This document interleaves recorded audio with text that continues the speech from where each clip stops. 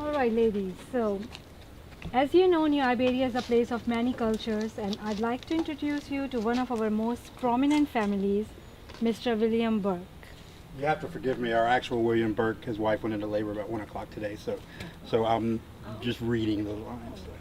So thank you all for being here to listen to a tale about how a young Irish couple managed to settle in New Iberia almost 200 years ago. My name is William Burke, and my wife is Ellen Lee. Together as young newlyweds, we left County Cork, Ireland in 1834 bound for America. At the time, Irish Catholics were not allowed land ownership and were really treated miserably by the English rule. So we heard about the wonders of America, figured that all the risks and the trials of crossing an ocean and settling in a new land could be no worse than living in Ireland under the English thumb. So we set off by ship for America, and after months at sea, we landed in Canada. It was then we learned the joyous news that Ellen was to have a child. So the excitement of being in a new land and starting a new life with a child made us scared and excited and hesitant and nervous and everything. But it worked out. We didn't stay in Canada long before we moved to Elizabethtown, New Jersey. While we were there, we heard about the new Republic of Texas and how there was land available for settlers. I also learned that if I served in the Irish Brigade near Refugio, that part of my compensation would be a land grant. Things were so different here. In Ireland, it wasn't possible. Nothing like that existed. So by the time we heard this news in Elizabethtown, James Lee had been born. He was a healthy, energetic baby boy. So we all left for Texas. Ended up in Corpus Christi. I joined the Irish Brigade. Things weren't as easy as we expected. We managed to build a small home in Refugio, but it was at the height of the Texas Revolution and the armed conflict with Mexico and their allies. So I served dutifully, and after my term was up, we decided to move a little east because Texas was getting very unfriendly. And the decision to move was further fueled by the fact that our home was attacked and burned by Indians. How we escaped, I have no idea. So off we went again. We heard about the Catholic-friendly area of South Louisiana and thought that might be for us. We first stopped in Opelousas and then St. Martinville. Things didn't work out there, so somehow we ended up here in New Iberia. And the second we stepped foot on the banks of the Teche, we knew it would be home. There was fertile land available for those who wished to work it.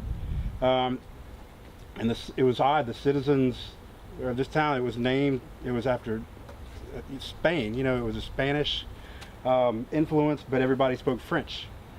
But they were the friendliest people we'd ever encountered. There's no communication problems, and everybody met us with open arms. We came here in 1836, it was about 2 years after we had first landed in Canada.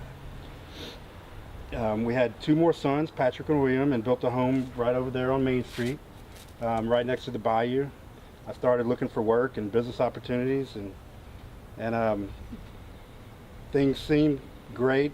Then in 1839, I contracted yellow fever. I succumbed to the disease as did many other residents of this community. You know, I was overcome with grief and guilt about leaving my young family, but God has His own plans. My story doesn't end there, though. Ellen and I were one, now she had to bear the entire responsibility of raising a family.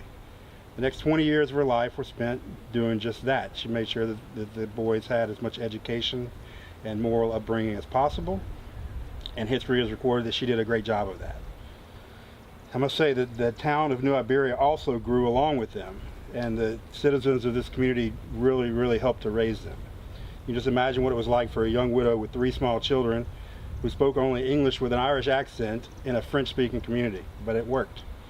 As our children became young adults, the terrible shadow of war loomed. In 1861, the War of Northern Aggression began, and all 3 of our sons served in the Confederate Army, and they served well. While they were away at war, the Union Army marched from New Orleans, and all land that belonged to Confederate troops, sympathizers, supporters, was either destroyed or taken by the Union. So Ellen had no sons to rely on and lost everything she owned.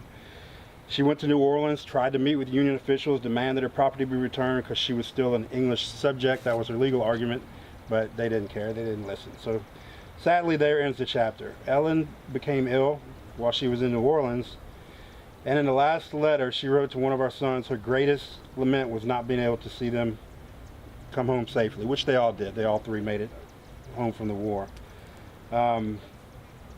They became businessmen, did different things in the community. Patrick was involved in trade along the Bayou Teche from New Iberia to New Orleans. One account of Patrick refers to him as captain of the steamboat Ingomar and said Captain Burke was a veritable Chesterfield, handsome, always immaculately dressed, and very popular with the ladies. James Lee and William have their names spread across as roles of public servants in New Iberia in the 1870s and 80s. So, but to extol all their accomplishments would be immodest and immoderate, so I'll end that here. So to any of you who may feel sorry for Ellen and I due to our unfortunate circumstances, please stop. Had Ellen and I stayed in Ireland, we probably would have died during the Great Potato Famine and been treated a lot worse than we were here. So we were blessed with having the opportunity to experience the American dream and blessed to be here in New Iberia. Thank you.